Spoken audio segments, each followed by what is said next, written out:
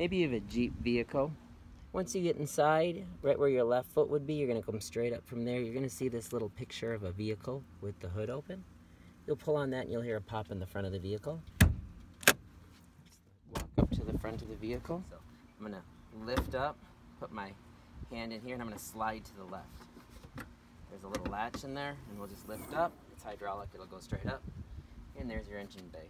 Once you have your hood open, if you're looking to put in your windshield wiper fluid, you're going to open up the vehicle, and it's way over on the left side here. And it's actually kind of tucked away here up along the side. You'll see it right there. All you need to do is pull this cap up, and then you'll just pour your windshield wiper fluid right in there. Make sure you're putting it into the one that has this with the windshield wiper spray coming up on the windshield. Again, it's on the left side of the vehicle. Make sure it's capped all the way down, and that's where you'll add your windshield wiper fluid.